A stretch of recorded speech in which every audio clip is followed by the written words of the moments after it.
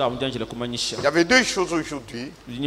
Après la prédication du frère, c'est la suite de la prédication. C'est moi. J'ai 40 minutes. Je lui ai donné aussi à lui 40 minutes. C'est après cela que nous procédons à l'offrande et après bénédiction du mariage. Que le Seigneur vous bénisse. C'était vraiment puissant. Nous entrons avec la parole de Dieu d'Exode où Moïse s'adresse au Seigneur. Si j'ai trouvé grâce devant ta face, montre-moi tes voies. Cette demande est encore présente aujourd'hui. Présente. Il y en a qui ont trouvé grâce devant Dieu. Et il y en a qui courent sans message. Frère Branham m'a dit, à chaque réveil, il y a deux jumeaux. C'est ce qui se passe en ce moment. Nous avons reçu le message de Frère Branham, le message du vin, du salut de Dieu par William Marion Branham. Mais dans ce message, il y a des élus et il y a des appelés. Nous voulons rappeler ça tout le temps. Et Mbia Kalombo, votre pasteur, dit toujours ici, dehors nous vous appelons. Sortez des dénominations. Venez pour écouter la véritable parole de Dieu ici. Il n'y en a pas ailleurs. Mais quand vous êtes ici, nous ne vous disons pas élus. Nous disons ici, sortez tabernacle d'Inanga, entrez dans le corps du Christ. Autrement, c'est des brochures, des prédications et des prières. Mais vous passez à côté du mot de passe. C'est ainsi que, en tant que responsable de ce troupeau local, il y a des choses que je dois corriger.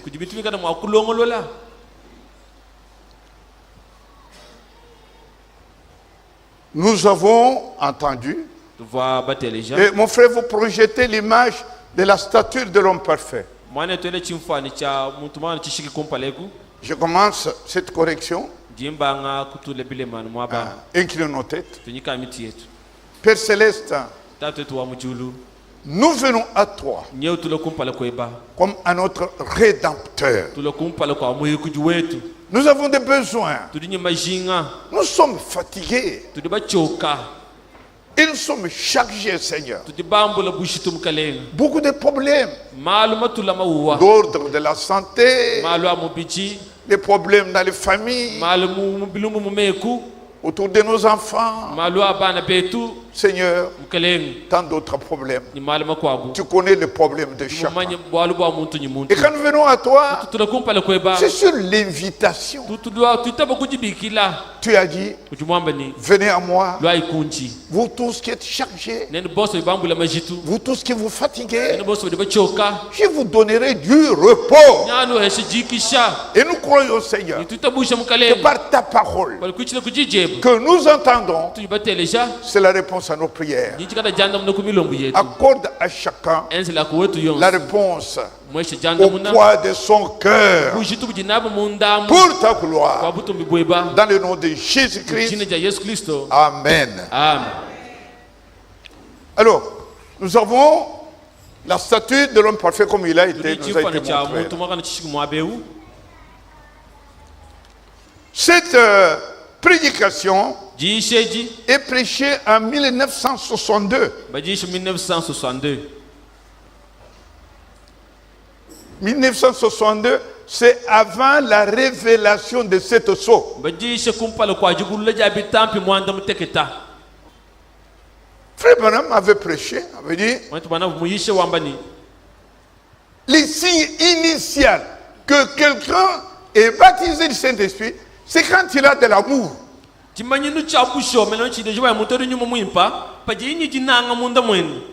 C'est ça que nous savions. Qui sont ceux qui savaient ça? Il y en a qui sont. Si vous le savez, si vous le savez, levez la main. Regardez. Et même je peux dire, levez-vous. Regardez, c'est toute l'église. Ouais. Ouais. Et c'est écrit. Mais je vais vous les lire. Asseyez-vous. Dieu vient donner une vision à son prophète. Il dit, vous avez toujours cru que le signe initial du baptême du Saint-Esprit, c'est l'amour. Non. Ce n'est pas l'amour. Mais c'est quoi? C'est croire la parole de l'heure. Et je vais vous les lire. Paragraphe 66. C'est citerne crevassée, prêché le 26 juillet 1964. Aujourd'hui, j'ai discuté avec mon ami Dr. Lee Weil, qui est ici maintenant, donc il était assis. Il est plutôt un théologien. Et nous avons l'habitude de voir les bonnes choses ensemble et de discussions avec lui. C'est très bien. Il me demanda un jour, pensez-vous que la preuve du baptême du Saint-Esprit était de parler en langue? C'était il y a quelques années. Et moi je lui ai dit, non, je ne crois pas cela. Et lui, il me dit, moi non plus je ne crois pas cela. Et il me demanda, quelle est la preuve parfaite à laquelle je puisse porter ma connaissance? Quelle est la preuve initiale du baptême du Saint-Esprit?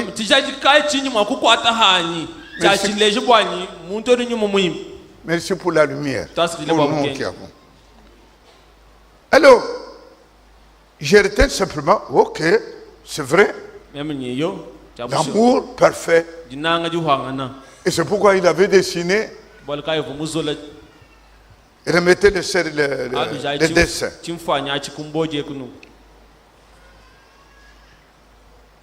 Si un jour un homme a de l'amour, il a le baptême du Saint-Esprit. C'est ce que Frère Branham pensait. Et il me dit, le Seigneur me redressa par une vision pour le corriger.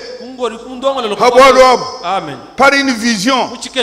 Et il dit, ça c'est paragraphe 67, que la preuve que les gens avaient le Saint-Esprit était qu'ils pouvaient recevoir la parole. Non pas l'amour, ni de parler en langue, mais de savoir la parole. C'est la parole de l'heure, qui est le message. Et quand vous appuyez ça, parce que nous, c'est la Bible. Et vous connaissez l'écriture? Donnez l'écriture. Jean, chapitre 16. Oh, je suis content, je vais vite. Chapitre 16. Verset 13. Allons-y. Élevez-vous pour lire cela. Levez-vous. Comme ça, vous n'allez pas dormir. Et nous lisons ça. Quand le consolateur sera venu, l'esprit de vérité, taisez-vous maintenant. Il vous conduira dans beaucoup d'amour. Quand le Saint-Esprit vient, le rôle du Saint-Esprit, c'est nous conduire dans toute la vérité. Et toute la vérité se trouve dans le message de votre jour. Veuillez vous asseoir. Voilà la correction. C'est le même frère Branham, mais Dieu l'a corrigé. Le deuxième point, et ça c'est un faux enseignement. Ici ce n'est pas un faux enseignement, c'est une dimension. Parce que c'est que l'homme de Dieu n'a pas prêché une erreur, mais Dieu est venu corriger. Et c'est comme ça. La conclusion est que nous, quand nous disons au Seigneur, on l'a lu dans Exode, Seigneur, si j'ai trouvé grâce devant ta face, autrement tes voix. Et le voix du Seigneur, c'est sa parole. Et maintenant, qu'est-ce qu'il dit? Il vient regarder la parole. C'est recevoir la révélation du message divin de son temps. Il y a eu 7 âges de l'église. Et dans chaque âge, il y a un message. Paul a un message. Irénée a un message. Martin, Colomba, Martin Luther, John Wesley et frère Branham, chacun a un message. Et le message de notre ère, c'est la révélation de cette source. Amen. En 1962, frère Branham n'avait pas encore reçu le message. Amen. Il a reçu le message en mars 1963. Et Dieu vient lui dire la preuve. Quelqu'un est baptisé de Saint-Esprit. C'est quand il croit le message de son jour. Et c'est comme ça que nous pouvons dire, si vous êtes dans les dénominations, vous n'êtes pas baptisé de Saint-Esprit. Vous êtes conduit par l'Esprit de Dieu dans le salut. On n'a pas le salut sans le Saint-Esprit. Mais vous n'êtes pas scellé du Saint-Esprit. Parce que là, c'est quand vous croyez le message de votre jour. Amen. Maintenant, le deuxième point, cela est important. Ça, c'est très important, mon frère. Bien-aimé, c'est très important. Ce point ici. L'avènement du pape de Rome. L'avènement.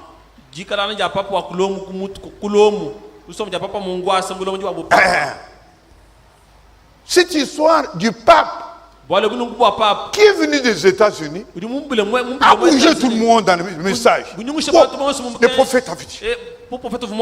Oui, le pape. Vous savez que ça a bougé tout le monde. Secourir sans message. Qu'est-ce que cela voulait dire? Et le dimanche, malheureusement, j'ai appelé le frère pour corriger. On a lié ça ensemble avec le retour de Jésus-Christ. Non. L'avènement du pape des nationalités américaines, donc USA, les États-Unis. Son avènement n'est pas un signe biblique du retour de Jésus-Christ. Ce n'est pas un signe biblique. Cela a fait beaucoup de bruit parmi les croyants du message. Maintenant, nous allons prendre les deux messages. Nous prenons les actes du Saint-Esprit pour voir la déclaration du prophète. Et nous prendrons qu'est-ce que j'appelle les tableaux, les effigies des papes. Comme on nous l'avait montré ici. Je prends le même document pour vous montrer la vérité. Donc, allons, non, pas celui-ci avant. Je parle de actes du Saint-Esprit. Prêché en 1953. Paragraphe 81.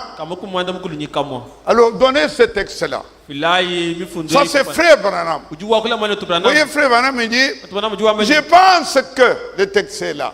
L'un de ces glorieux jours, quand cette confédération, une des églises, se rassemblera et que le nouveau pape sortira des États-Unis et qu'il sera placé là, selon quoi, la prophétie, je continue. Alors on formera une image à la bête et je vous assure, la véritable église de Dieu va se rassembler. Ne bougez pas pour mes yeux, mes frères. Les véritables, je n'ai pas eu de souligner, laissez-moi lire. Vous savez, mes yeux, moi, ok, comme ça. Moi, je ne vois pas comme vous. Hein. Dans 2 mois, j'aurai 89. C'est beaucoup, alors. Si vous bougez, mes yeux aussi vont bouger. Je ne suis plus jeune. Alors, laissez-moi lire. Alors, les véritables et authentiques croyants venus de chez les méthodistes, baptistes, presbytériens, les pentecôtistes, nazériens, les pèlerins de la sainteté. Il faut peut-être que je vois mon texte parce que le vote, vous me bougez beaucoup. Allez-y, oui. Hein? Seront cimentés par l'amour de Dieu. Ça formera le corps du Seigneur.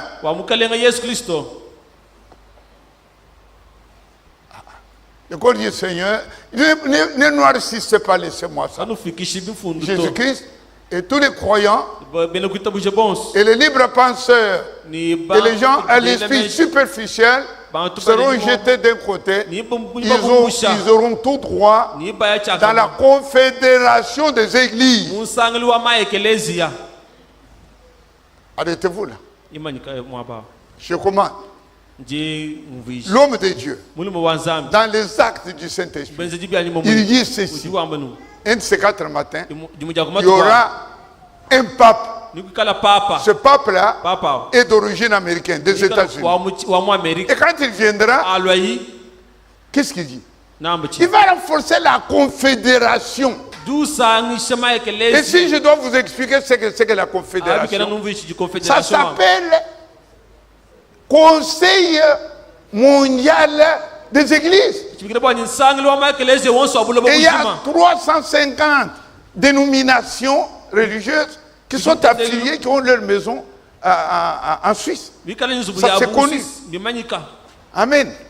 Il faut que je vous dise cela. Donc cette confédération, voilà ce que le pape va faire. Donc retenons ceci, que Frère Branham ne dit rien en rapport avec le retour de Jésus-Christ. Vous n'entendez pas ça. Il va dire pape. Qu'est-ce que le pape va faire? Il va unir. Et c'est ce qu'il dit aujourd'hui. Lui, c'est en 1954. Mais nous, aujourd'hui, en 2017, comme nous l'enseignons nous ici, en 2017, il y a eu réunion. Qu'est-ce que ça fait qu'il y a eu en 2017 pour cette église? 2017.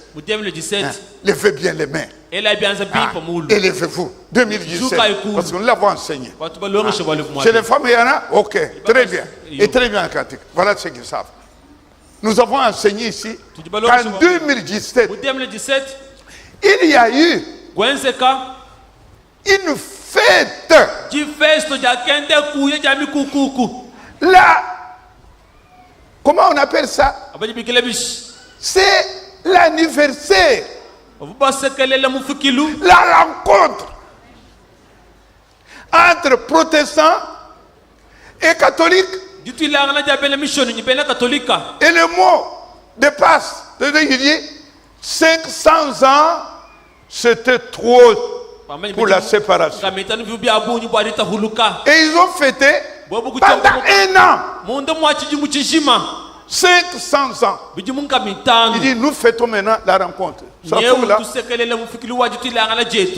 À cause du temps, autrement, je vais vous les lire. Ceux qui ont besoin de savoir ça parmi les autres, venez me voir au bureau, je vous fais lire. Et c'est écrit dans la lettre circulaire 2017 en Afrique. Et vous pouvez jeter la photo, parce que vous avez mon truc là, vous pouvez jeter là la photo du pape de Rome, avec entouré de 27. Ah, ce n'est pas cette photo. Vous avez dans les chefs d'État européens. Voilà. Chefs d'État européens. 27 pays d'Europe. Avec le pape au milieu. Qui est aussi un chef d'État. Voilà, ça c'est la rencontre. L'union. Ils ont fêté ça. Donc c'est 500 ans. Pourquoi 500 ans? Parce que Luther, qui est sorti du catholicisme, est sorti en 1517. Arrivé en 2017, c'est 500 ans de séparation. Maintenant ils disent non. Maintenant, 500 ans, maintenant allons ensemble. Alors, catholiques et protestants se sont mis ensemble dans l'année 2017. Et nous, du message, tiens attention. Et vous là, prophète a dit, non, il n'y a rien d'autre, c'est la même chose. Amen. Mais continuons, parce que ce qui est intéressant. Alors, dans cette photo, mon frère, je vous ai dit, vous lisez les deux. Voilà, non pas. Alors maintenant, aux effigies des papes. Cette prophétie dont le frère a parlé. Montez. Cette histoire, il y a là jusqu'à 266 papes. Alors, on dit qu'en l'an, allez-y, en l'an, depuis cette année-là, alors vite, il n'y a pas de problème. Vous voyez, au XIIIe siècle, plutôt au XIe siècle, Malachie, prêtre catholique, prédit qu'après le règne du pape d'alors, Innocent II, il y aurait 103 autres papes avant la fin des temps. Avant la fin des temps. Ce qui totaliserait 266 papes. Alors regardez ce que mon frère n'a pas lu. Ce que beaucoup n'ont pas lu. Parce qu'il dit frère Franck a écrit. Non, frère Franck rapporte ce que le prêtre catholique Malachie a écrit, a dit. Et frère Franck dit, voici la phrase. Il dit, le Vatican croit cela. Mais lui ne croit pas cela. Nous ne croyons pas cela. Mais nous disons, c'est la prophétie catholique. Du prêtre catholique. Et Vatican croit cela. Mais si vous venez devant les enfants de Dieu, et vous apportez comme si ce n'est pas une prophétie pour nous. Vous avez compris. C'est le Vatican qui croit cela. Et a officiellement publié cette affiche avec des effigies détaillées de 266 papes. Alors tous les premiers papes que vous avez vus de ça, c'est eux qui ont publié cela. Amen. Alors il va parler jusqu'au pape actuel, Benoît XVI, qui est le 265e, comme je peux expliquer ici, le pape qui devait régner jusqu'au moment où tout se focaliserait autour de Jérusalem, etc. Ce pape est désigné comme un pape de paix. Allons-y. Et son successeur devait être de vrai. Donc c'est toujours inconditionnel. Parce que c'est l'autre qui écrit. Franck rapporte ce qu'il dit. Vous voyez? Et qui porterait de nouveau des couronnes papales avec l'inscription Vicario Fidei réunirait. Ah, voilà ce qui m'importe. Donc le problème des papes, c'est toujours réunir les religions dans une unité écuménique apocalyptique. Vous comprenez? L'autre disait confédération pour unir. Et Franck dit, c'est ce qu'ils disent, va unir. C'est unité écuménique. Continuez mon frère. Conçu par le pape, allez-y. Mais maintenant regardez, l'avant-dernière phrase. Il dit, serait-il, voyez la dernière phrase là. Il dit, serait-il possible que ce pape sorte des États-Unis? C'est ça la phrase. Serait-il surprenant que le dernier pape vienne des États-Unis? Frère Franck, voir que le prophète l'a prophétisé. Ça, c'est en 2006. Mais dans ce que nous avons projeté du prophète, c'est en 1954. Les actes du prophète. Où il dit que ce pape qui va venir aux États-Unis va réunir les gens, former leur confédération. Ce n'est pas difficile à comprendre. Mais il faut que quelqu'un qui ait l'Esprit de Dieu vous explique. On court sans message. Ça, les pentecôtistes n'en parlent pas. Mais regardez le message. Frère, le prophète a dit, le pape va sauter. Nous partons bientôt. Ça n'a pas de rapport avec notre retour de Jésus-Christ. Ça fait un rapport avec la confédération. Ceux qui ont compris peuvent dire levez les mains. C'est bien mon frère. Et avec sa bien-aimée, la conclusion, qui est très rapide, concernant donc la succession de 266 papes, les protestants ont un autre point de vue. Ils disent que le premier pape, je vous le lis ici, le premier pape dans l'histoire des protestants, le premier pape, ce n'est pas celui qui a succédé à Pierre. Non.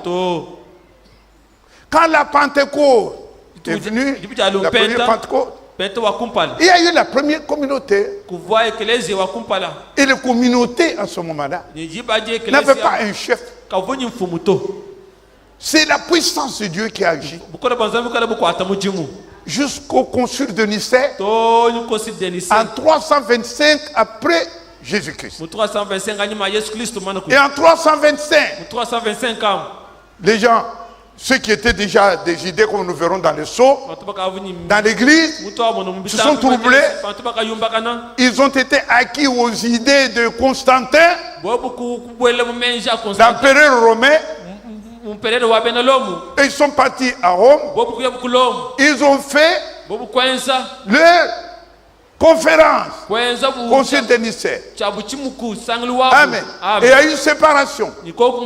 La vraie église n'est pas entrée dans ça. Et là, c'est la naissance de l'église catholique. 325. Il n'y avait pas de pape à ce moment-là. Et après 325, maintenant, quand nous ferons le saut, le premier saut a terminé. Maintenant commence la période des églises différentes qui cherchaient à avoir un chef. Voilà ce que ça, des écrits de frères Franck que j'ai sorti pour vous lire ça. Alors en 441 après Jésus-Christ, il y a eu un premier pape qui a été élu. Il s'appelle qui? Léon Ier. Léon Ier, c'est en 441. Après le concile de Nicée. Mais le pape a eux, dans les choses là, c'est après Pierre. Mais après Pierre, il n'y avait pas d'église. Avec quelqu'un à la tête. Amen. Ainsi bien aimé. Voilà, je lis ici. Dans le commencement était la parole. Et à la page 10. Pour ceux qui me suivent en ligne, sur cette page-là, il est écrit que Léon Ier, qui exerça le pouvoir depuis 441, qui du point de vue des protestants, est généralement considéré comme le premier pape. C'est ça qui est écrit fait fin. Dans ça. Et la Bible, les livres les plus lus, à la page 18, si vous avez ça, je vous le lis également. C'est sur cette page.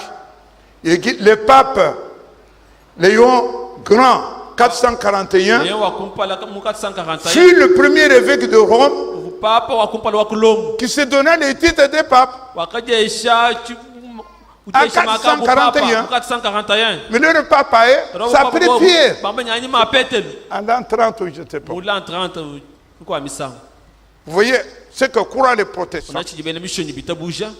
Voilà ce que nous croyons, nous serons les messages. Ils seront les sceaux. Donc nous ne croyons pas à cette effigie dire oh c'est pas qui est venu. Attention, non, ça c'est faux enseignement. Amen. Amen. Mais après tout ça, oh, j'ai dépassé légèrement le temps. Mais je vais. Qu'est-ce que je vais faire maintenant? Je suis embarrassé. Qu'est-ce que je dois faire? Il est 10h30. Je vous demande. C'est juste une phrase. Je dois citer quelqu'un. Je vous demande de m'autoriser 5 minutes. 5. Qui sont sur ma corde de 5? 5.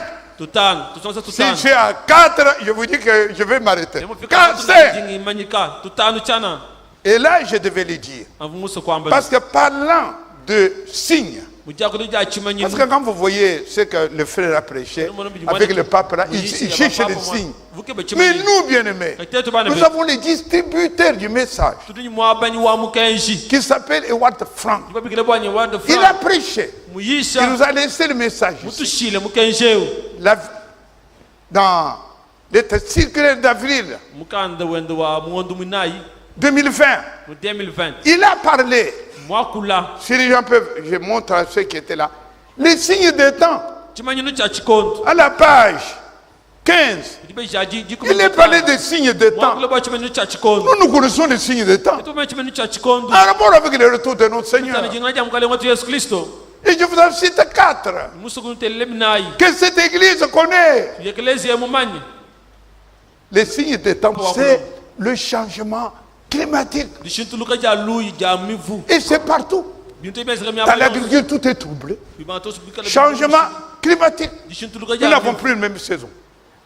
Et avec ça, il y a tu as dit, le réchauffement planétaire. Un troisième, c'est les grands signes.